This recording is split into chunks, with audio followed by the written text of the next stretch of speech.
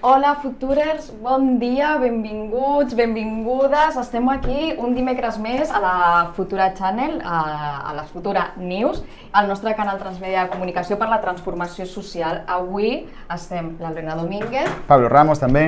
I farem la Futura News avui, l'últim programa de la temporada. Vacances. Vacances, que tenim ganes, mereixem totes, tots dir que us trobarem molt a faltar, però avui a més tenim un programa ple d'actualitat i ens agrada moltíssim perquè acabarem aquesta Futura amb l'entrevista amb Brigitte Vasallo, que es va quedar pendent fa uns dies, però mira, quin millor tancament. Sí. Així que res que més tenim aquesta última setmaneta. Doncs recordar que ens seguiu a les nostres xarxes, @lafuturachannel con 2 Ns, no com la cantante, a totes, a Twitter, a Instagram, a Twitch, a Discord, a TikTok, a YouTube, en alguna más de Generación Z que a mí se me escape, no sé, en todas, estamos en todas, estem en totes. I res, saludar la gent del xat, que ja està per aquí, i també recordar que avui tenim l'última hora petarda també, a les 7 de la tarda, i demà a les 7 de la tarda també l'Acadèmia Jedi, o sigui que la programació no para.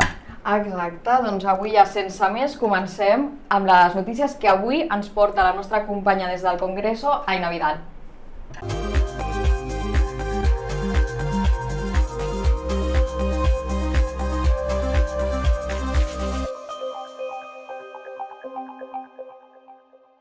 El comunicado Ultra ha dimitido básicamente para proteger el gobierno del Botánico y especialmente las políticas que lleva a término, en este caso, un gobierno de progreso. Creo además que es un día triste, estamos hablando de una imputación, de una falsa imputación, estamos hablando de 13 testigos, de que no hay pruebas, de que todos los testigos que han hablado básicamente la desvinculaban absolutamente de todo y aún así hay un juez pues que sigue persiguiendo en este caso pues a una de las referentes de la izquierda más importantes. Yo creo que si hoy Valencia es conocida, pues no solo por su luz, sino también por sus políticas sociales, tienen que ver con nombres como Mónica Oltra, para haber dejado atrás la corrupción y para haber avanzado hacia un país diferente. Así que yo simplemente mandarle todo el apoyo, que no va a estar sola, que somos muy conscientes que eso es una estrategia por parte de la ultraderecha para ir personalmente uno por uno machacándonos y hundiéndonos y no nos van a amedrentar.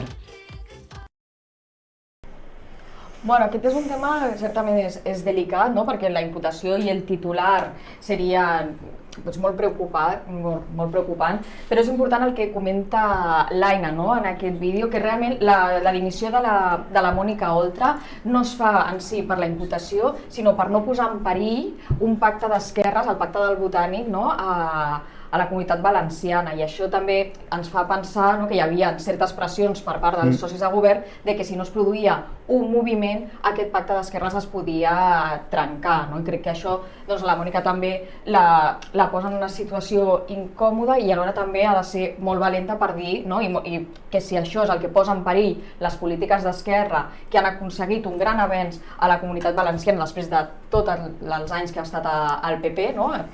Considerar que si ella és un impediment per continuar amb aquestes polítiques havia de marxar i així dimitir, doncs és un tema que li podem agrair, tot i que ens sap greu que sigui per aquest motiu, no? Ara entrarem una miqueta més amb el Pablo també de les seves pròpies declaracions, però aquí el que veiem, que també és el que comentava l'Aina, no? Això és ja part de l'extrema dreta, que fa temps que està movent aquest tema, no? Que sabem que està esperant per poder tombar no la situació de la Mónica Oltra per al tema de l'acusació i culpabilitat del seu exmarit, sinó treure-la fora per intentar trencar un pacte de govern de polítiques progressistes, no? I aquí estem de nou amb l'ús de la justícia, no? De la judicialització de la política. El que no guanyem a les urnes ho traspassem a l'esfera judicial. Jo crec que és això que acabes de dir, no? El que no guanyem a les urnes, jo crec que la dreta té com aquesta visió hiperpatrimonial del poder i de les institucions, que es consideren que només són legítimes quan ells estan al poder i que el poder els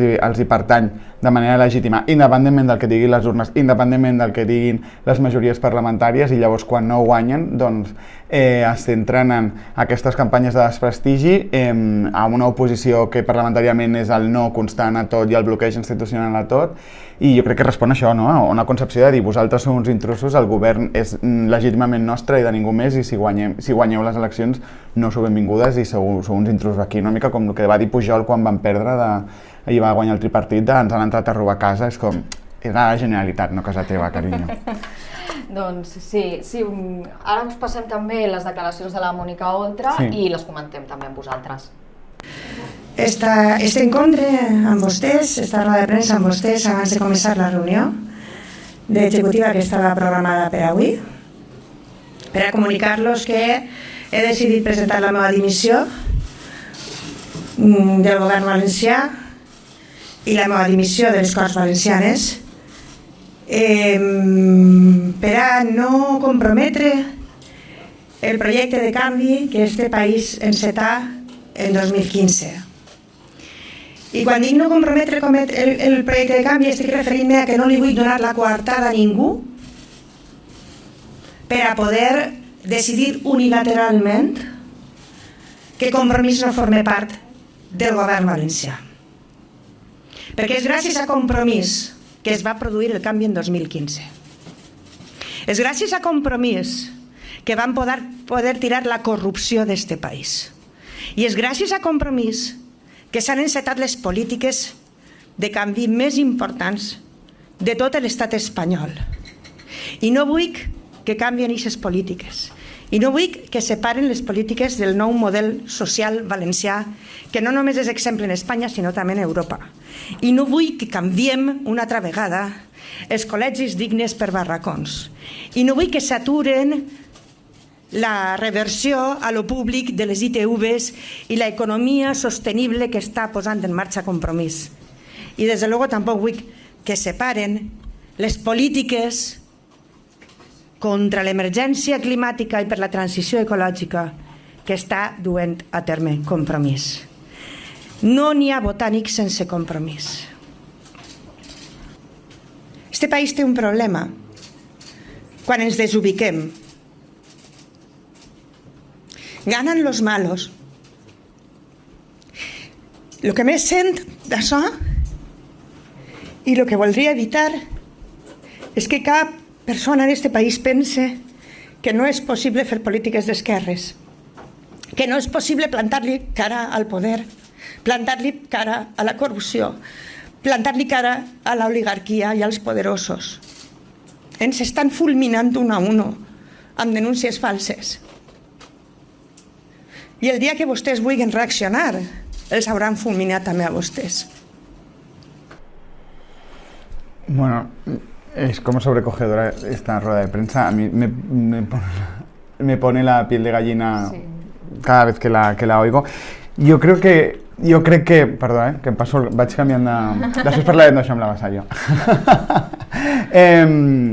No, que jo crec que hi ha una reflexió molt interessant que feia avui un periodista al diario.es, també al José Precedo, i és el tema de traslladar les decisions polítiques a la justícia, no? És a dir, les decisions judicials, les imputacions, les investigacions, els judicis tenen un procediment i la justícia ha de prendre les decisions judicials, però la política ha de prendre les decisions polítiques. Llavors, creuar això i demanar-li a la justícia que prengui decisions polítiques, jo crec que és algo que no hauria de passar i que és algo que no hem construït bé, no? Jo crec que amb el tema dels codis ètics i amb el tema de marcar les línies vermelles de les dimissions per una imputació, perquè un jutge està investigant a una persona, en aquest cas Mònica Oltra, crec que és una cosa que hauríem de portar a debat, no? El que vull dir és que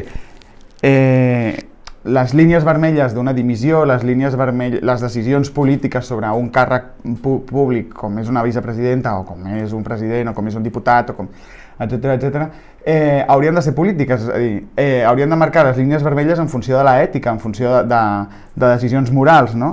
I veure quins comportaments són incorrectes i no han de tenir cabuda en la política d'aquest país i veure quins no. I aquí, les línies vermelles haurien d'estar aquí, no tant en unes decisions que pren un jutge en un moment donat, perquè a més una imputació no és el mateix perquè hi hagi uns indicis que li diuen al jutge que pot seguir investigant, o quan hi ha una imputació, quan hi ha unes gravacions molt concretes d'un càrrec públic amb uns delinqüents, etc. No? Llavors, crec que hauríem de tenir un debat molt profund de què marca les dimissions en el nostre país. Si la decisió d'un jutge, i llavors traslladem les decisions polítiques a la justícia, o les marquen les decisions, els comportaments ètics dels nostres representants, no? En la línia de exemples que hem tingut a Alemanya o altres països d'Europa on hi ha càrrecs públics que dimiteixen no per la decisió d'un jutge sobre X comportament, sinó per al comportament en si, no? Quan es descobreix que no sé qui va plagiar la seva tesi o va fer unes declaracions en la seva joventut que estaven fora de lloc. Això són comportaments ètics que sí que han de delimitar qui ha de formar part de la institució pública i qui no, no? Llavors, bueno, i avui amb això d'Oltra, des que va sortir ahir, hi ha hagut moltes reaccions de gent que deia bueno, és que quan Francisco Camps va estar imputat, ella va demanar la seva dimissió per imputació. I no, quan Mònica Oltra va demanar la dimissió de Francisco Camps, per exemple, ho va fer per les converses que Francisco Camps havia tingut amb Correa, no? que tenia una trama delictiva que després amb la Gürtel es va destapar. Vull dir que la dimissió de Francisco Camps tenia cabuda perquè hi havia un comportament èticament molt reprovable, que era el d'haver tingut converses per telèfon amb molta fluïdesa amb un delinqüent. Aquest era el motiu de la dimissió, no el fet de que tècnicament un jutge imputi o no. Llavors jo crec que aquí cal molta reflexió i cal un debat més en profunditat. Sí, i ara estava llegint també els comentaris que estan fent els nostres amics i amigues, no? Del xat, que diuen que això és injust, que és indignant, que el pitjor és la utilització del lawfare per part de la resta de partits, i això és el que dèiem també al principi, l'utilització de la justícia per tombar polítiques d'esquerra, perquè normalment el lawfare, ja sabem, també ho hem tingut a casa nostra, a Barcelona, també sabem que això ho comporten normalment, ho porten als judicis els poders fàctics que tenen por, preocupació de que aquests partits que venen de moviments del canvi, sobretot a partir del 2015, els hi puguin treure aquesta part de poder, aquesta parcel·la de poder on fins ara ningú s'havia atrevit a entrar. I jo crec que, a més, en el cas de la Mònica Oltra, això és un cas més, però també cal fer esment que el plec de la causa per la qual ella ara està imputada en cap lloc es justifica que ella hagi fet cap delicte, no és sospitosa de cap delicte, és només perquè hi ha un expedient en relació amb l'acusació del seu marit que es considera que aquell expedient dins de la conselleria no estava ben formulat, i ara els jutges el que volen saber és si no està ben formulat, que 13 funcionaris estan mentint en el seu informe perquè Mònica Oltra hagi dit que així ho facin. Això és el que realment s'està dirimint. No s'està dirimint de si ella tenia coneixement de que el seu exmarit, i amb el qual ja no tenia relació ni convivia, hagi abusat o no d'una menor, sinó el que s'està dirimint és si ella va tenir alguna incidència en un informe que van fer 13 funcionaris de la conselleria. Crec que és diferent perquè realment els titulars poden ser molt perniciosos, i aquí, de nou, el que ens trobem és l'ús, ja no només de la justícia per anar a acusar-la o posar-la en una imputació, sinó també l'ús de temes tan greus com poden ser una situació d'abús i no mirar realment el que diu el plec de la causa i pel qual ella ara està imputada. Per això ens fa pensar de nou que estem davant de la situació de lawfare.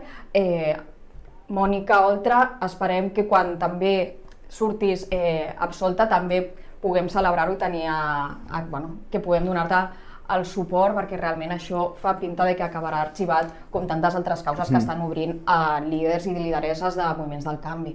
Exacte. Llavors, jo crec que quan la Mònica sigui absolta li haurem de demanar amb una abraçada que torni i que torni a batallar com sempre ho ha fet. Jo crec que és això. La decisió tècnica o burocràtica d'imputar-la ha de determinar que una persona ha de dimitir o ha de determinar els actes reprovables que pugui cometre. Si realment la Mònica ha fet allò per la qual se l'acusa, haurà de dimitir independentment de quina sigui la sentència. Però si no ho ha fet, que tècnicament se la investigui, jo dubto que hagi de marcar una línia vermella que la forci a dimitir. En tot cas, jo crec que hem de posar molt en valor que el pas al costat que ho fa per protegir una coalició de govern que funciona, que ha fet polítiques transformadores per les famílies i per la gent comuna, i crec que és molt valent l'acte de posar-se al costat per no perjudicar més a aquesta gent comuna, a les famílies i en el seu dia a dia. Molt bé, doncs, Pablo, si et sembla, deixem aquest tema Sí. i seguim amb la nostra següent secció, el Reaccionando. Venga, vamos ahí.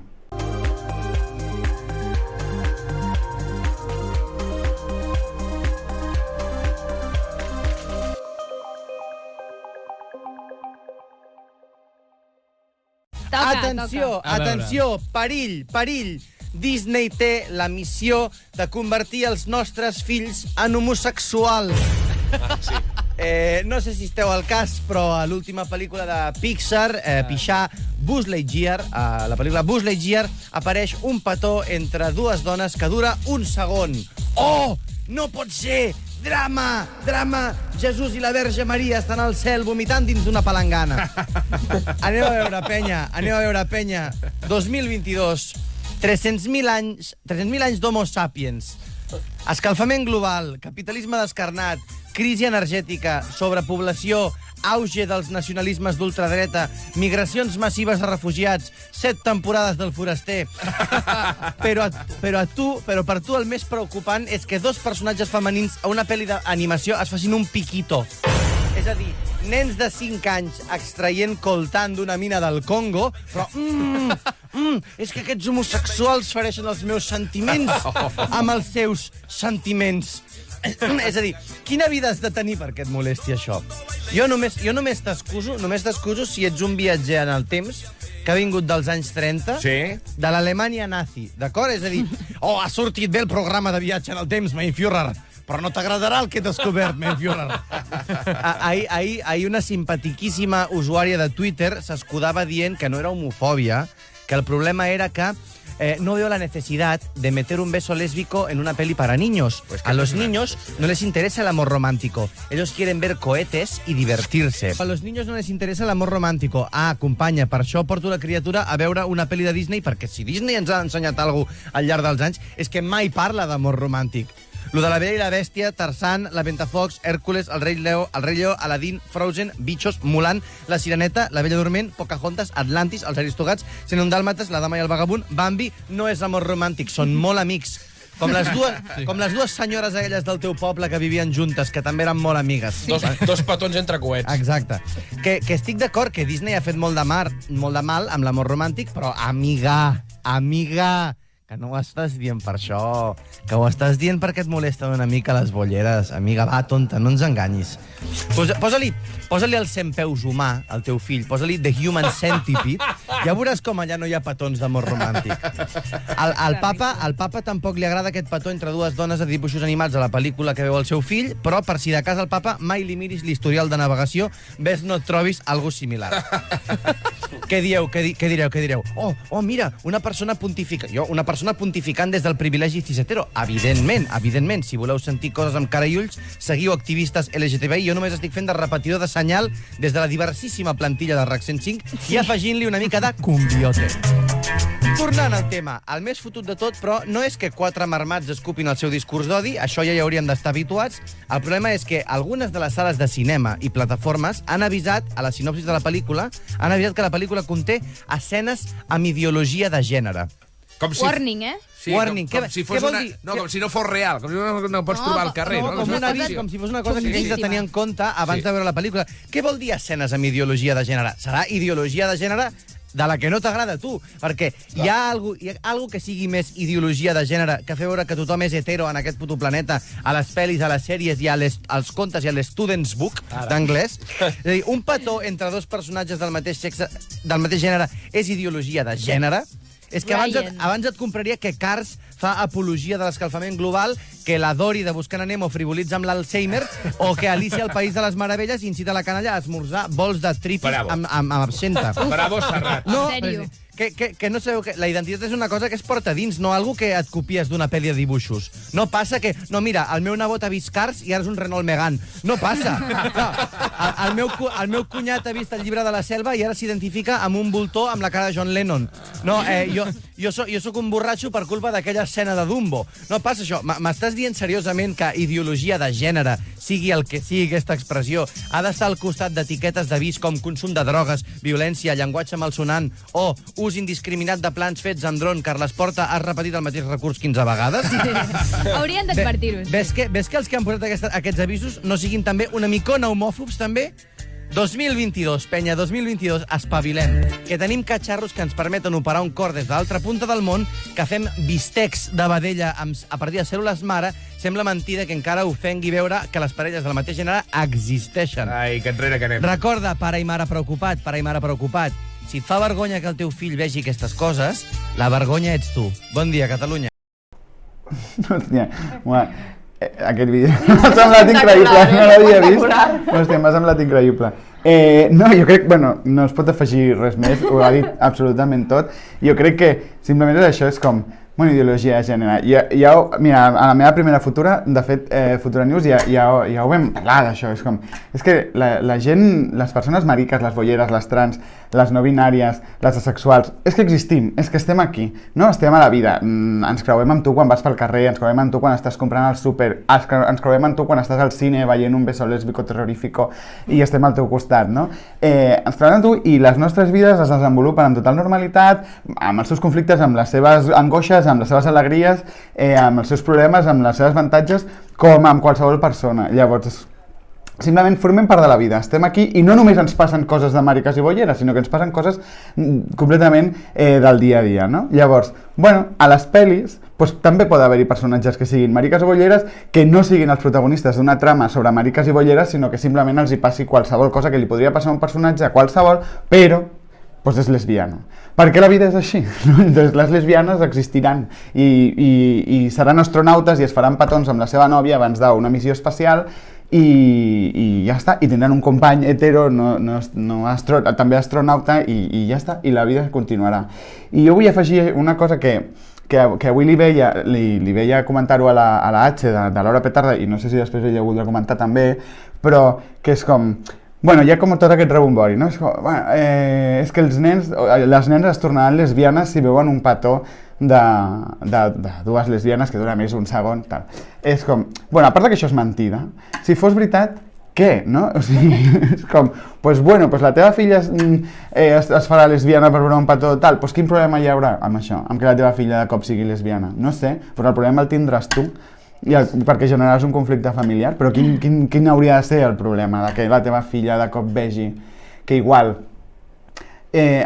coses que ha sentit amb amigues, doncs igual sí que tenen a veure amb una atracció sexual i de cop té més referents i de cop es planteja que doncs igual és lesbiana. Doncs quin és el problema? Cap ni un. Cap ni un, no, jo estava pensant exactament el que estaves dient en el darrer terme, no? I que també va una mica en consonància el que m'està comentant al xat, no? Si l'homosexualitat es contagia, l'heterosexualitat també, per tant no hi haurien persones gais, lesbianes, o sigui, perquè no, els referents familiars que tenim històrics són més heterosexuals que no pas homosexuals. I al final, si realment vas al cine, no? I surts després amb una nena petita, no? I després de veure aquesta pel·li, diu, ostres, doncs m'agraden les nenes, segurament no serà perquè s'ha convertit, no? La pel·li tiene unos rayos aquí... Uns rayos maricanizadores. Unos rayos maricas, no? I que tothom de cop surt i és lesbiana, sinó que realment el que està veient és el que deia, no? Que de cop el que ella potser ha començat a sentir o que un interès sexual que ha pogut tenir cap a una persona del mateix sexe, de cop sí que té una explicació i no és només estoy loca, estoy confundida, estoy enferma, no? Perquè segons els pares que els preocupa això, segurament poden tenir un discurs cap a les seves filles i fills bastant propers a l'homofòbia i no pas a la llibertat i al gaudi del desig sexual i de l'orientació sexual, no? Per tant, crec que és molt raonable pensar que si algú surt i diu ostres, me gusten les xiques, és perquè això ja estava i quina sort la teva filla ha pogut veure uns altres referents que li permetin explorar la seva sexualitat i seria magnífic, no? I crec que està passant una mica l'efecte Bàrbara Streisand amb això, perquè realment quan veus el tros de la pel·li són un microsegon, és que jo crec que no m'hauria ni pogut plantejar si eren dues dones o no, o sigui, crec que no. Sí, no sé. És un microsegon, no és una història d'amor entre dues persones, entre dues dones que es duri tota la pel·li, sinó que és un tros molt curtet i mira, doncs així, a mi m'han agafat ganes de veure-la, que jo en principi no tenia cap interès, però dic, bueno, doncs anem a veure-la. I sí, no, realment fora de que em sembli bé, el preocupant és que es posin allà uns cartells no, aquesta pel·li contiene ideologia de gènere, doncs igual ens falta una miqueta d'ideologia de gènere, sí, igual, perquè sí. això no passi. Total. Bueno, doncs anem a donar pas al segon Venga. reaccionando. Vale. Vale, comentem. Perdó, sí que tenim aquí... que són imágenes. Són uns imágenes, ¿no? Aquí tenemos una mica és el gran vaticinador del fracaso, no? Aquest senyor. O sigui, Vargas Llosa va donant suport, no, a diferents líders de la dreta, evidentment més clàssica d'Amèrica Latina, no? I fomentada en poders fàctics i una àmplia trajectòria dins del poder dels seus països, i a mesura que ell va donant-li suport, doncs van guanyant les esquerres, no? Així que em sembla meravellós perquè aquest senyor ara viu a Espanya, i per tant pot ser que quan arribin campanyes electorals es posicioni a favor d'alguns partits que ja em sembla bé que sofran un atacazo. Va assistir a certa conferència del PP organitzada per Pablo Casado. Ai, clar, doncs ja està, això... Però és com... Hi ha una llegenda que quan et donen un premi a segons quines edats és perquè ja estàs a punt de morir, doncs hi ha la llegenda que si Toni Cantó va al teu partit, aquest partit mor, no? UPyD Ciudadanos, i també si Mario Vargas Llosa et dona suport, ¿no? Lo siento, Pablo Casado, esperemos que haga lo mismo con Abascal. Sí, jo crec que Mario, passarem a dir-te Mario Vargas Llosa perquè és molt plasta, col·lega, és molt passat. Doncs fem molt ràpidament l'últim reaccionant, que tenim ja preparada la nostra entrevista i tenim moltes ganes de xerrar amb ella. Endavant. Estas señoritas y señoritos que usted dice vio dificultosamente corriendo ramblas abajo, sufrieron una de las más fuertes represiones policiales de los últimos tiempos. Estos miles de señoritas y señoritos tuvieron la suficiente voluntad, fuerza, orgullo y pares de huevos como para enfrentarse a todas las verdades oficiales, de enfrentarse a su propio miedo. Este es el sentido profundo de la manifestación del domingo: ganar la libertad, la del homosexual y la de todos, incluida la suya, señor Vila. Pero también hay muchos cada día más que irán comprendiendo que la libertad es una y para todos, o no és. Hòstia, d'això ens ha cridat molt l'atenció el contingut de l'àudio. Bueno, no sé, a mi m'ha sorprès molt.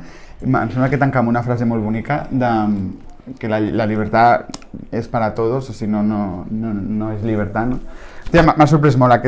Bueno, és sobre un documental que es diu Nosotros Somos, que reflecteix 40 anys de lluita del moviment LGTBI, del col·lectiu LGTBI a Espanya.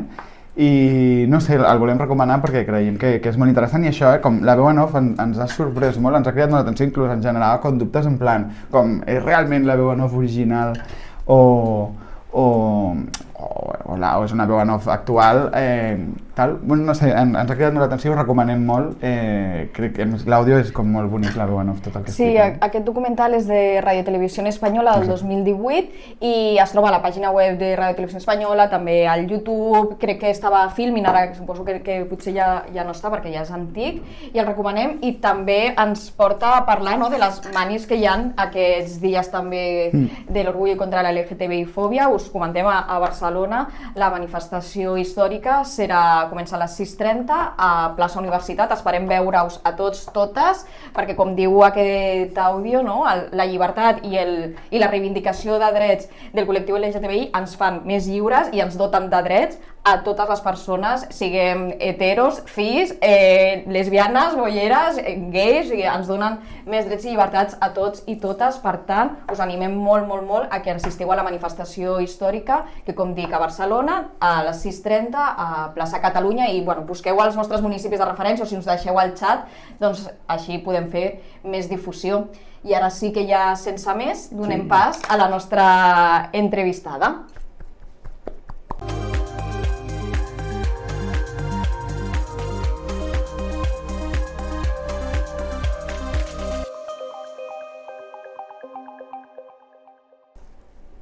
Bé, com us dèiem a l'inici, tenim avui amb nosaltres, per fi, a la Brigitte Vasallo. La Brigitte, per qui no la conegui, tot i que aquí somos muy de l'amor cap a la Brigitte, és escriptora, activista, no? Ha fet estudis i assajos i llibres sobre islamofòbia, interseccionalitat, gènere, racisme, el xarneguisme que abans parlàvem abans i que també li preguntarem, i ha escrit diversos llibres i entre ells destaquem les novel·les El porno burka, no? I El pensamiento monógamo, que mira, justament ahir a la cadena TV3 parlaven també d'aquest tema i mira, todo nos va al pelo, no? En aquests moments. Com estàs, Brigitte? Benvinguda.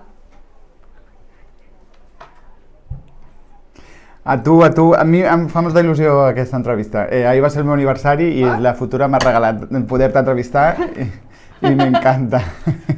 Gràcies. Bueno, això, volíem parlar amb tu. La teva trajectòria vital ja és en si hiperinteressant i crec que donaria per parlar moltíssim, però volem que ens expliquis una mica, no? La teva família, així com en resum, i luego si no me corriges, però els teus pares van migrar de Galícia cap a Catalunya, després tu vas marxar a viure al Marroc amb una dona a la que la presentes o l'expliques com la teva mare, no? Vas conèixer el Goytisolo també, que crec que en el llibre de Terror poliamoroso, quan parles de la seva mort, l'expliques com la mort del teu pare també, i que va ser com la manera de que la gent pogués entendre la dimensió de que Goytisolo morís a la teva vida, no? Bueno, ens agradaria una mica que parlessis de la teva experiència allà al Marroc, de com va ser la connexió amb els feminismes d'allà, com és una mirada crítica des d'Occident, des del Marroc, no sé, parla'ns una mica de la teva experiència allà. Bueno, doncs mira, jo d'entrada la meva família no va migrar cap a Catalunya. Això per mi és important perquè la meva gent va migrar cap a França, se'n van a França, van anar a treballar la meva mare de sirventa i el meu pare a les fàbriques. Jo ara estic comprovant de contactar amb les famílies on va treballar la meva mare, és la cosa on estic ara mateix. La meva mare ja no té memòria i jo fa molts anys que no em relaciono amb la família sanguínia, no? Llavors és com tota aquesta cosa de la transmissió de memòria que no està als llibres, sinó que va rebent perquè la gent et va parlant. Doncs quan hi ha diverses diàspores creuades, la diàspora aquesta econòmica, territorial, però també una diàspora de gènere, no? Quan jo surto del gènere que em pertoca i em converteixo en aquesta cosa que soc, com es va perdent tota aquesta informació que ets tu també, és part de la teva memòria, no? I que complexa és el camí d'anar a buscar una cosa que en realitat no t'han donat i que no saps fins a quin punt tens dret d'anar-la a buscar, no? Jo estic una mica amb totes aquestes coses.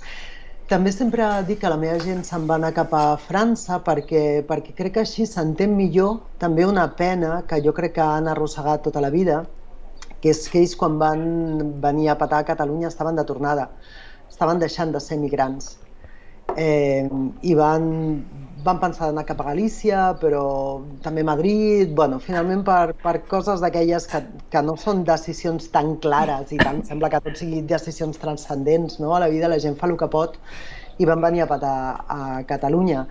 I clar, a Catalunya van seguir sent emigrants i ells no ho sabien. Jo estic segura que si haguessin sospitat que Catalunya no era Espanya no haguessin vingut aquí. Pues igual que no se'n van anar a Itàlia o no se'n van anar, jo què sé, a Andorra, no? Llavors hi ha tot aquest desterro que arrosseguem, no? I tota aquesta pena i tot aquest silenci que arrosseguem i tota aquesta manca de poder-nos aterrar, de poder dir qui som, de poder explicar què ens ha passat, tot això, al final, d'una banda part de la història, en majúscules, i d'altra banda és conseqüència d'un error tan idiota com aquest, no? Llavors aquesta és com aquesta part de la història. Jo me'n vaig anar al Marroc fugint de violència masclista a casa meva i vaig anar a petar allà també, no sé molt bé per què, no sé com explicar-ho, de fet és que no ho sé. Jo sé que m'havia d'anar lluny. Jo tenia 18 anys, era una persona molt trencada, molt trencada, i m'havia d'anar lluny, i per mi lluny era Brasil o era el Marroc. I Brasil se'm feia molt lluny. Llavors vaig dir al Marroc, jo què sé. I ja està, i vaig anar a patallar i fixa't que clar, també el que expliquem de nosaltres mateixes, qui sap, no? Qui sap. Però ara que estic tornant a Galícia, no? Ja que porto anys tornar a Galícia, que ja he pogut tornar a l'aldea d'origen, tot això, jo crec que el que vaig trobar al Marroc és algo que jo ja coneixia, que és aquesta mena d'espai, que segurament té a veure amb no estar al centre del capitalisme, al mateix temps rebre totes les violències de no estar al centre del capitalisme, perquè el capitalisme et matxaca constantment, no? No hi ha aquell espai fantàstic d'estar fora, el que hi ha són uns marges molt durs, no? I crec que vaig trobar coses que em ressonaven tant, per això vaig estar tan a casa des del principi, que em ressonaven molt amb un món que jo ja havia conegut, que era el món a l'aldea, no? A la meva aldea. I res, jo allà no vaig entrar en contacte amb feministes, ni vaig entrar en contacte, ni ho vaig buscar, ni res. Jo allà estava simplement estant, vivint, sentint que estava a casa per una vegada, en una casa on se m'estimava sent com era i sense haver de mentir molt. I res, o sigui, em vaig quedar allà 10 anys perquè, doncs així, una mica sí. I el tema del feminisme islàmic va venir molts anys després. O sigui, jo quan vaig tornar vaig veure com es parlava de les dones marroquís en concret, vaig flipar i com que jo sóc d'acció, vaig dir, doncs, vaig a posar-me a fer alguna cosa, no? Em vaig arremangar i em vaig posar jo a fer el que podia, que és molt petit, però era el que podia. I llavors les feministes islàmiques em van venir a buscar i em van dir volem com treballar plegades. I jo els hi vaig dir, però jo no sóc ni feminista ni musulmana. Com que no té gaire sentit, no? I elles em van dir, què vol dir que no ets feminista? A veure, a quin feminisme t'has apropat, no? I jo, m'havia apropat a un feminisme que era racista. I llavors que a mi no em servia, el rotllo era com, vale, molt guai per mi, però i la meva gent què? No? Com què? En què s'han de transformar perquè siguin acceptades en aquest paradís que estem construint? I llavors no, vaig passar. Llavors elles em van dir, no, és que no, clar, no has trobat el bon camí. Llavors em van dir, posa't a llegir la Mohandi, posa't a llegir totes les postcolonials. I clar, ja es va obrir una via que vaig dir, això sí que m'interessa. I així va ser, també. I això jo ara m'estaves fent pensar, Brigitte, no? en la diversitat del moviment feminista, no? En moltes vessants, no? També en el tema d'origen i racista, no? Però que a vegades hi ha com unes defenses del feminisme, no? Que per això reivindiquem molt la S, perquè el feminisme, per sort, no és únic i hegemònic, no? Perquè si no estaríem reproduint lògiques bastant semblants al masclisme, no? I molt essencialistes. I per tant, jo estava llegint abans també una entrevista que havies fet fa uns anys i m'agradava que no? Em sobtava, no? Aquella manera de com a vegades des del feminisme podem expulsar a dones feministes però perquè no se senten còmodes amb aquells preceptes que coneix per primera vegada, no? I aquí és molt interessant doncs, el teu pas, no? cap a conèixer, no? I que és una cosa que crec que totes hem de fer, no? Conèixer altres maneres de pensar, de conèixer el feminisme i les seves múltiples interseccionalitats, no? Perquè al final també, segons des d'on partim i els privilegis que tenim, optem per un tip, no? Tenim unes defenses que a vegades després quan coneixem altres interseccions podem ampliar-les i fins i tot canviar de visió, no? De no identificar-me com a feminista perquè aquest feminisme no m'està interpel·lant, a dir, doncs soc feminista, no? I puc defensar o conèixer, no? El feminisme dels països àrabs. Per la gent que no coneix massa, no? També aquest tipus de feminisme, quins diries que són una mica les diferències o convergències entre feministes d'origen àrab i feministes d'origen occidental? Mira, jo això faria un matís, que és que jo crec que sí que ens apropem a altres feminismes, però ens apropem des d'un lloc antropològic. O sigui, jo no crec que ens hàgim d'apropar, no crec ni que ens hàgim d'apropar de per si, o sigui, no és que hàgim d'apropar-nos, o sigui, jo crec que amb saber que el que pensa cadascuna de nosaltres no és universal, amb això ja fem, no cal res més, com anar a buscar aquesta cosa gairebé exòtica, no? Jo crec que si per alguna cosa val la pena apropar-nos a altres mirades és per aprendre per aprendre maneres de fer que ens puguin ser salvadores. No per aprendre sobre com fan les altres, sinó per aprendre coses que ens siguin salvadores, no?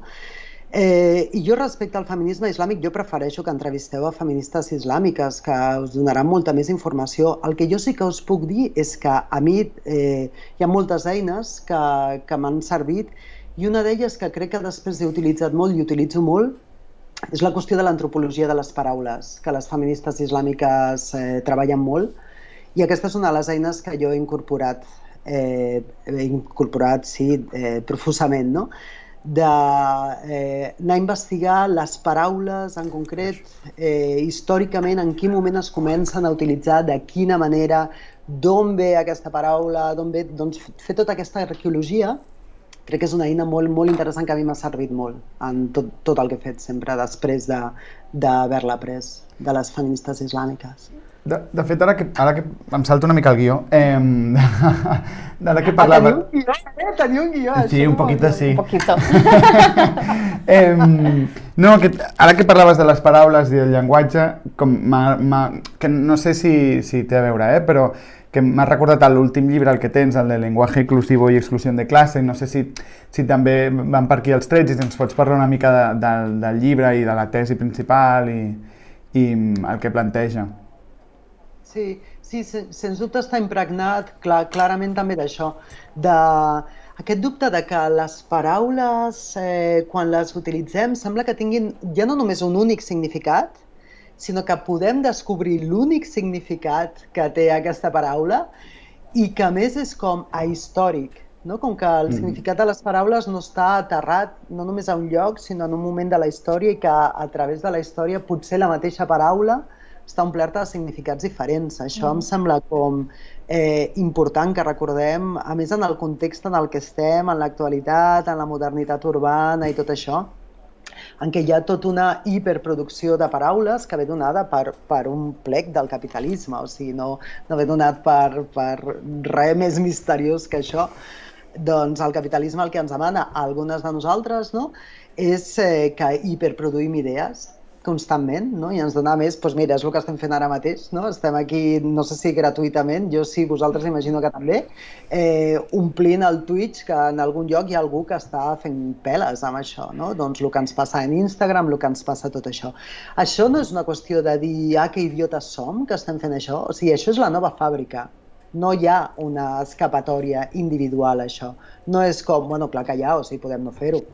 Està clar, però estem ficades en una roda, que és una roda de producció i que és una roda que va cap a les nostres condicions materials de subsistència, etc. O sigui, això és la nova fàbrica. I llavors, per això estem aquí, perquè té aquests mecanismes que fan que després tu, quan vas a buscar feina, el que fan és mirar les teves xarxes socials, perquè a mi em contracten per donar una conferència, no es fixen tant en les idees que puc estar promovent o estudiant o analitzant, sinó en quantes seguidores tinc a les xarxes, i tot això representa que jo pugui pagar el meu lloguer o no. O que pugui seguir publicant llibres o no. O sigui, la cosa és així d'aterrada, no? Llavors, el que ens demana el capitalisme ara mateix és tot això, algunes de nosaltres, no? Les que pertanyem a aquest món de la modernitat urbana. I llavors, en aquest hiperproduir idees, hi ha també una hiperproducció de paraules i hi ha una hiperproducció d'una mena de veritat a través d'aquestes paraules, no? I de sobte tu dius no sé què, i és que aquesta paraula vol dir tal cosa. Mira, aquesta paraula vol dir el que ens doni la gana que vol dir. Entens? O sigui, tinc una mosca aquí donant voltes. A vegades quan jo dic, jo soc marimatge, em diuen, no diguis això, però jo dic el que em surt del cony, m'entens? Què vol dir no diguis això? O sigui, només faltaria que jo no em pogués dir a mi mateixa com em doni la gana, o xarnega, això no es pot dir, aquesta paraula no existeix. Bueno, no existirà en el teu cap, en el meu existeix, i jo tinc ganes d'utilitzar-la i la utilitzo. Per què? Perquè el llenguatge és meu i teu i nostre, és de totes nosaltres, no? Llavors el dret a utilitzar les paraules com vulguem i de saber que el significat, per molt que insistim que aquesta paraula vol dir tal cosa perquè ho dic jo i tinc el poder de dir-ho, per molt que s'insisteix en això no funciona. Perquè el llenguatge és tan sumament màgic que cal un pacte, cal que ens posem d'acord. I per molt que jo et digui aquesta paraula és la que et defineix, i et posi en la situació passiva de rebre la meva definició, no funciona. Necessitem estar d'acord. I aquesta és la màgia de la cosa, no? Aquesta és la màgia de la cosa. M'encanta, m'agrada aquesta definició. I mira, ja aprofitem el tema del xarneguisme, no? Perquè és un tema que també nosaltres reivindiquem, defensem. Jo com a mínim fins i tot crec que ho tinc a la biografia del Twitter des que vaig obrir el Twitter, perquè soc xarnega de pura cepa, no? I volia una mica aquesta defensa que tu fas, crec que has fet servir la paraula defensa, no? Del xarneguisme. Com l'entens i per què cal reivindicar-ho? O si cal, o per què vols reivindicar-ho? Sí. De nou, no sé si cal reivindicar-ho. El que tinc clar és que a mi em ve de gust parlar d'això, necessito parlar d'això, forma part de la meva història, forma part d'una història col·lectiva i no penso callar. No penso callar, o sigui, se'm pot cancel·lar, que ja se m'ha fet, se'm pot insultar, se'm pot perseguir, se'm pot acusar de ser des de nazi fins a espanyolista, o sigui, el que vulguin, el que vulguin. També això té la gràcia de que arriba un punt que no es pot fer més. Arriba un moment que ja està tot fet, ja no se'n pot com agredir més, no? Ja està tot fet. I ara què? Doncs ara res. Jo segueixo fent el que sento que he de fer, el que necessito fer per callar un soroll que tinc al cap. O sigui, ja està. Potser no li interessa a ningú més. Està bé, no cal, no tinc ganes de fer un moviment social, no tinc ganes de ser la messies de res. O sigui, hi ha un soroll que jo necessito calmar. I només el calmo endreçant les coses i endreçar-les en relació, en comunicació, perquè jo ho faig això per a nosaltres, que està obert. Llavors no em serveix només a casa meva resoldre-ho, jo necessito comunicar-ho, perquè jo és així que visc en pau, jo és així que puc habitar el món, no? Llavors, des d'aquí, no sé si cal o no cal, però que serà fet, això és així. Això és així. Llavors, com ho estic pensant?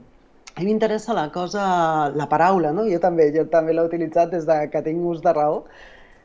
M'interessa perquè és com marimacho, que té poc significat. Llavors, com apel·la a una mena de soroll, no? I amb una mena de disconformitat i una mena de malestar, però no el tanca. Què nassos és ser marimacho? Què nassos és ser marimacho al 2022, no? On hi ha 50 paraules molt més guais per anomenar això que soc, no?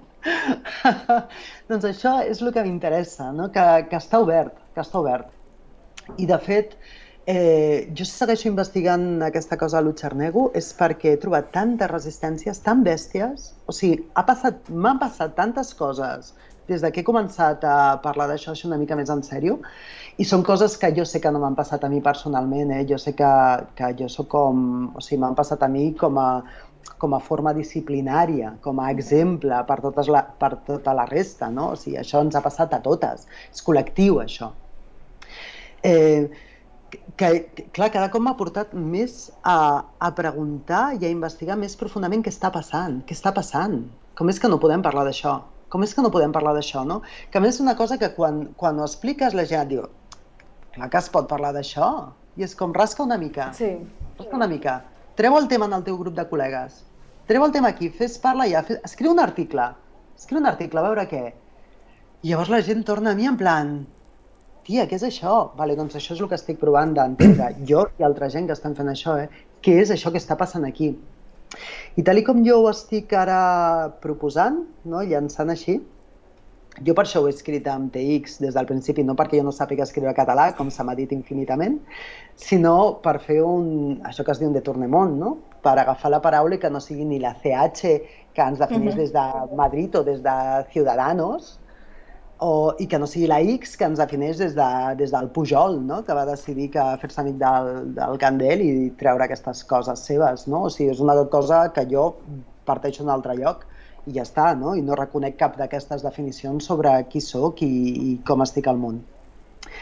Llavors, a mi tot això em porta cap a la guerra civil, o sigui, després de rascar, és, vale, nosaltres vam arribar als anys 50, a partir dels anys 50 vam arribar perquè es van fer els pactes aquells en què de sobte la dictadura franquista ja no era una dictadura que estava mal vista internacionalment, sinó que va passar a ser l'aliat de les potències internacionals perquè estava en contra del comunisme. I Franco va passar a ser acceptat internacionalment i això ens va costar 30 anys més de dictadura. O sigui, va ser la traïció internacional aquesta, no? Que ja hi havien hagut unes altres, però aquesta va ser això, la dels anys 50, la traïció dels anys 50. Llavors, quan succeeix això, comença a entrar capital a l'Estat i comença a entrar el capitalisme liberal a saco, i Franco no li queda més remei que deixar que la gent es mogui, que és una cosa que ell havia intentat controlar de totes les maneres possibles. I llavors necessita que la mà d'obra, aquesta nova indústria que està posant, no? I llavors ell selecciona on posa la indústria i obre perquè nosaltres ens puguem moure a treballar, no? Llavors, aquesta pobresa de la qual fugíem, aquesta misèria d'estar-se morint de gana, perquè sembla que avui dia quan parlem des de la Barcelona aquesta xupi-guai de post-Covid, no Covid sinó Covid, post-Olimpiades, sembla que aquí estiguem parlant d'una xorrada. Aquí no estem parlant d'una xorrada. O sigui, la meva família té un record claríssim en gent que és 10 anys més gran que jo de passar gana tota la seva vida, de la misèria i de la por a passar gana. Si la meva família va deixar de passar gana quan van comprar un camp de castanys, ja amb els diners de la diàspora, llavors van poder menjar castanyes tot l'any. És així que van sobreviure. Llavors, al tanto, perquè tots aquests silencis de no poder parlar també impliquen que no coneguem aquesta mateixa història, que estiguem dient, no, això no tal. Bueno, això no tal, un moment. Deixeu-nos explicar i després em dieu si això tal o no tal. Vale? Llavors, aquesta misèria fèrrea, què coi és? Perquè nosaltres sabem que la misèria és política, que ningú no és pobre, que la gent està empobrida, que els territoris estan empobrits. Llavors, què és aquesta pobresa que nosaltres donem per feta? No? És que nosaltres érem pobres i per això vam migrar. Què vol dir que eren pobres? Per què eren pobres? Llavors vas tirant enrere,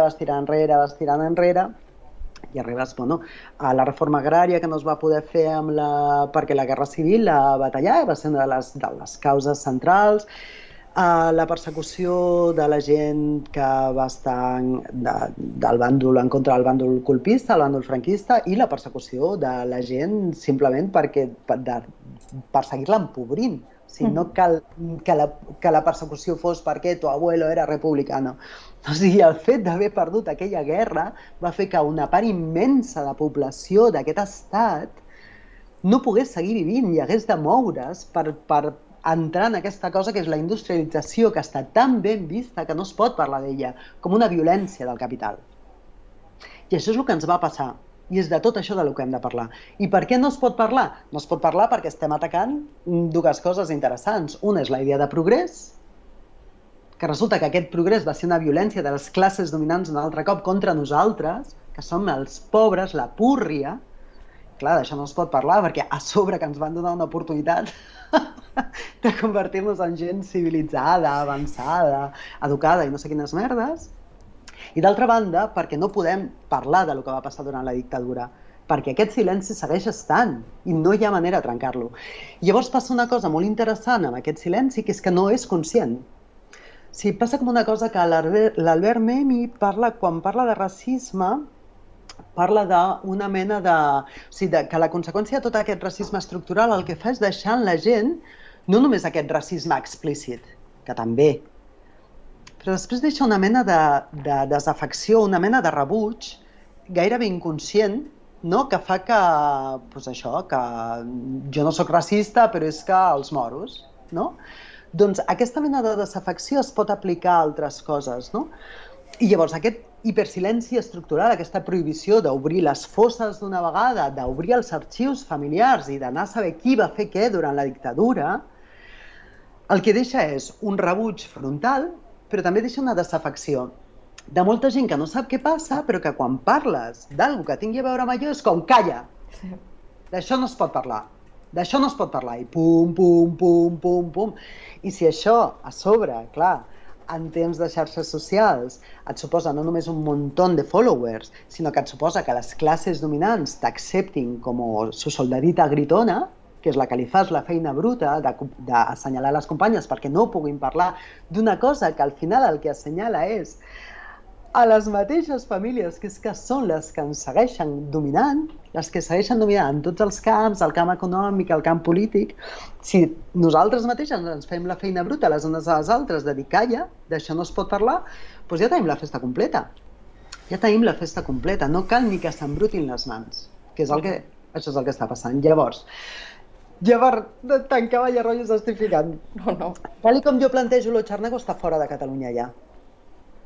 Perquè també una cosa interessant que és que això aprenem des de la perspectiva colonial, no? De com et donen els marcs per pensar i tot quedes a dins d'aquest marc. I jo estava dins del marc de lo Xarnego ha d'entrar en la història a Catalunya. Què me cuentes? Què me cuentes?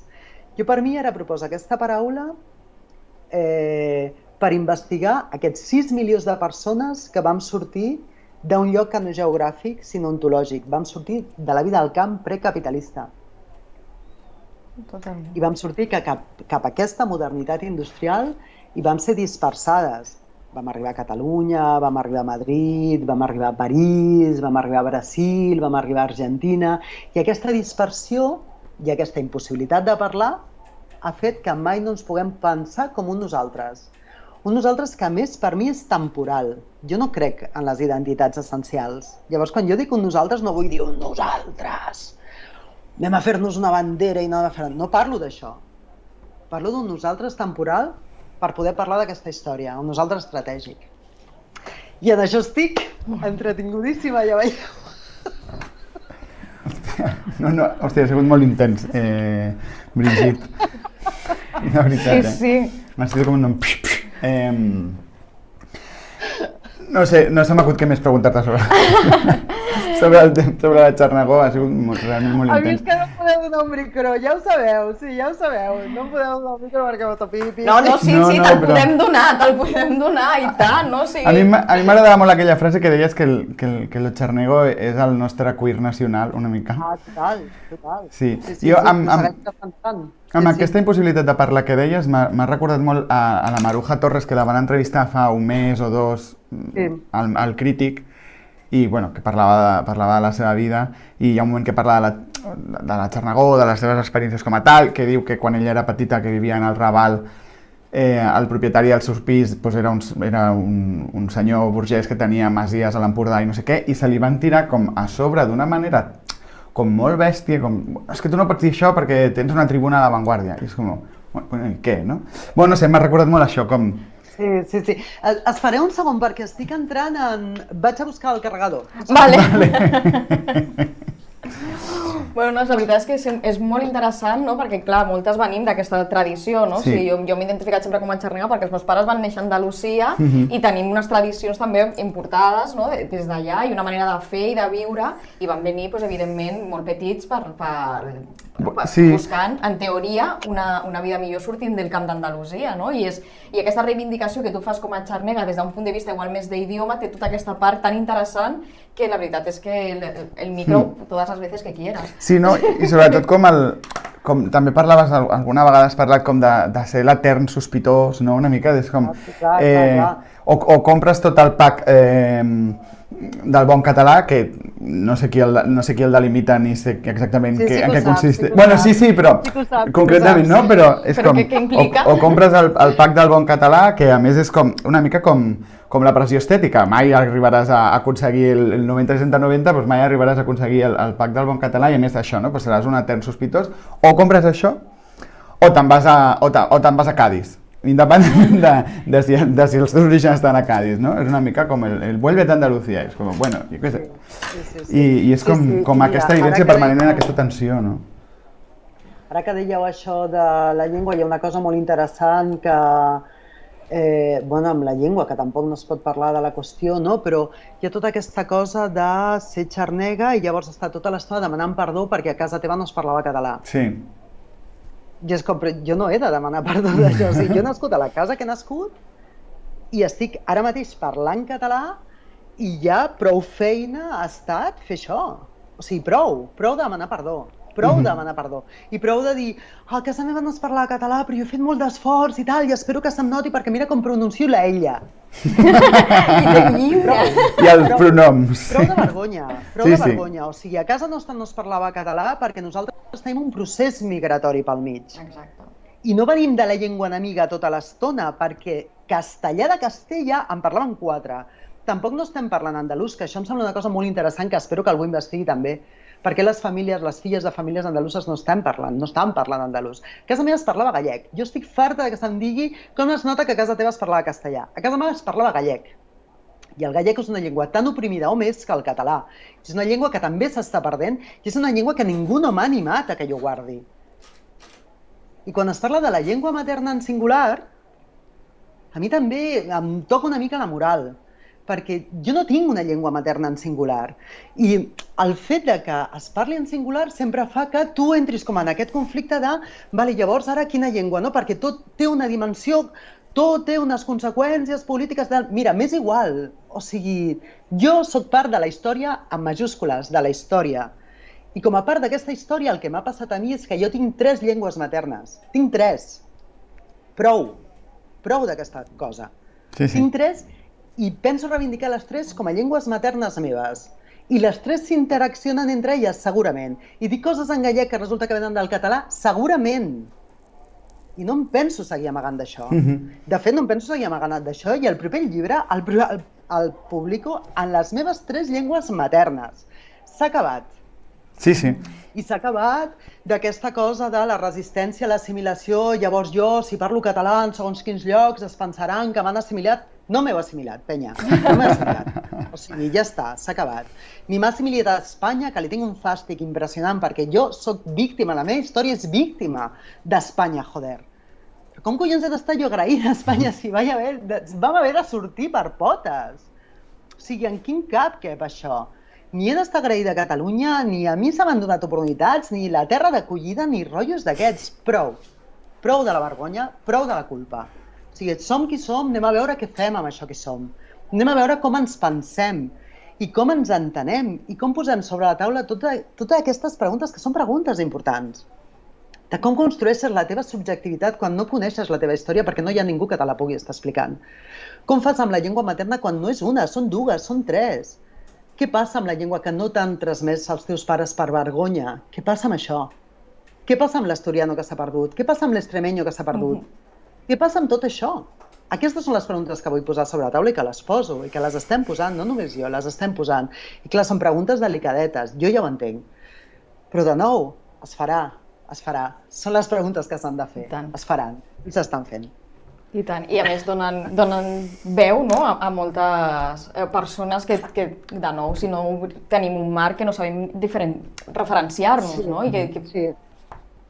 Em deixeu que us digui una altra cosa que se m'ha vingut ara al cap, que la tinc així guardada, per la cosa aquesta de o t'assimiles segons els cànons que et donen sabem qui, no? Que és aquesta forma de ser catalana negant qui ets, i dient, no, és que jo soc neta Guifré al Pilós, no ho soc. No tinc per què ser-ho. No tinc per què ser-ho. O això, o et passa l'altra cosa, que és que qui et vol assimilar és Ciudadanos. Sí. I mira, hi ha una cosa que porto, una imatge que porto clavada així al cor, que és que quan, com es diu la tia de Ciudadanos? Arrimadas. Quan l'Arrimadas durant el procés va aixecar el passaport al Parlament de Catalunya i va dir jo no vull que les nostres famílies hagin d'utilitzar un passaport, allò ningú li va saber contestar perquè allà no hi havia xarnegos amb consciència de ser xarnegos. Perquè si hi haguessin, algú li hagués dit les nostres famílies des de 1953 que viuen amb el passaport a la mà, quan no des del 36. O sigui que nosaltres ja sabem el que és viure amb un passaport. No ens vinguis ara amb tonteries de que si posem una altra frontera resulta que nosaltres quedem dividits, perquè nosaltres som diàspora, o sigui que calla la boca. Totalment. Però això no se li va poder contestar perquè, clar, doncs ja me diràs, la representació, i com que no estem fent, podem fer tota aquesta història i tota aquesta memòria, després també colen aquests gols que venen del fatxerío, penya, del fatxerío. Aquest és el problema de la cosa. Total. Clar, bueno, i és aquesta permanent tensió, que o sigui, quan dius aquestes coses, Doncs és això, reps la resposta per una banda de o ets un indepe no sé quantos tal, o això, no? O ets un fatxa, vota a Vox, i és com, bueno, no? És com aquesta tensió, aquesta polarització que realment és superesgotant, no? I és la qüestió del pensament binari, que estem desmuntant el binarisme pel gènere, però per res més. Clar, i a mi, jo ara... O conmigo contra mi, si ho va dir el George Bush, o conmigo contra mi, i és això, no? O sigui, els bàndols que donem d'entrada són aquests.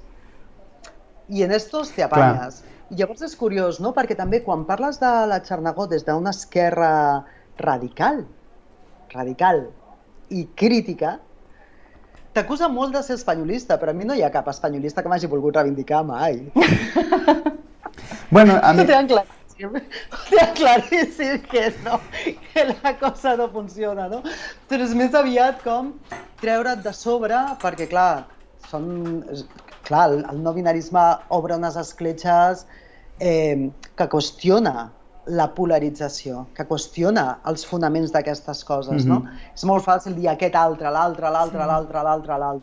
Però quan després comences a preguntar, com has construït això, què vol dir això, des d'on, tal, pim-pim, la cosa es torna complexa. I és el mateix que ens passa amb el gènere. Per què molesta lo queer? Sí. Clar, perquè és molt més fàcil quan estan els calaixets, així ben organitzats, això endreça el món, i endreça el món encara si poses la cosa aquesta LGTB, bueno, encara tal, però salta lo queer, què mierda és esto? Què és això? Què sou? Què és tota aquesta reivindicació? Com que el capitalisme també, com que... Llavors, clar, molesta, clar que molesta, però molesta perquè hi ha una cosa interessant allà.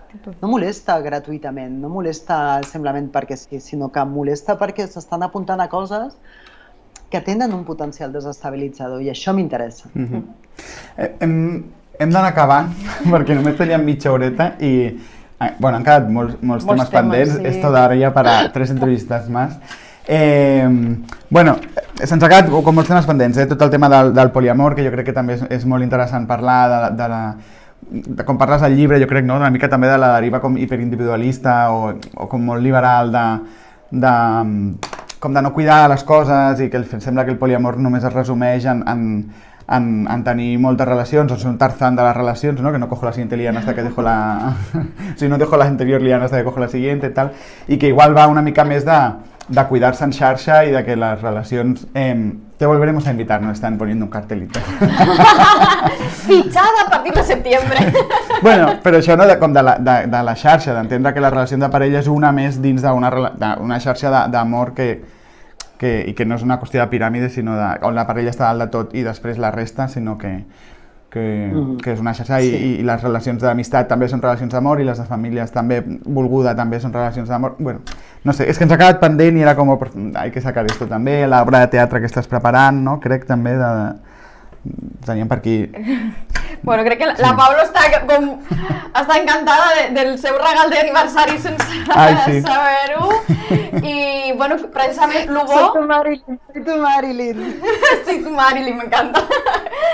Bueno, precisament, mira, lo bo de deixar coses pendents és que volveré a invitar-te. Que ho tornarem a tenir perquè són temes que volem tractar i volem tractar-los amb tu i amb altres convidades que puguin venir. Així que, si et sembla bé, Brigitte, ens tornarem a veure ja de cara al següent curs. Sí, que hacemos parón de verano. Moltes gràcies per tenir-me aquí, per donar aquest espai. Amb tu. I res, bon estiu, no? Sí, bon estiu. Que vagi molt bé. Una abraçada. Igualment. Una abraçada. Bueno, Pablo, i això ja s'acaba. Pues sí, hasta aquí ha dado, ens hem allargat 8 minutets. Sí, ens hem allargat 8 minuts, però volem aprofitar per acomiadar-nos d'aquesta primera temporada de la Futura. Per nosaltres ha estat un plaer poder-vos acompanyar els dilluns, dimecres i també després, durant tota la setmana, al YouTube, al TikTok, al Twitch, a totes les xarxes. Esperem que hàgiu gaudit, que hàgiu, com a mínim, com nosaltres. Sí, ja heu gaudit jo més m'ho he passat l'hòstia, molt però bé. si heu gaudit com nosaltres, ja heu gaudit molt. I res, només acabar amb això, agraïm-vos el vostre seguiment i acollida, i a tot l'equip, que evidentment que estem aquí, també estan darrere, i els altres streamers que ens acompanyen altres dies. I recordem, Pablo, si et sembla, perquè avui acabem la Futura News, però no acabem la Futura Channel, que aquesta setmana encara tenim cosetes. Exacte. Recordeu que avui a l'hora petarda, amb la H i amb la Míriam, que entrevistaran a... No me'n recordo ara. En Gràcia Trujillo. Això. I l'Acadèmia Jedi demà a les 7 també. I res, això, que hi ha vacances, hi ha peron d'estiu, però no hi ha final. Tornarem. Doncs sí, bon estiu i ens veiem a la tornada. Vinga, adeu.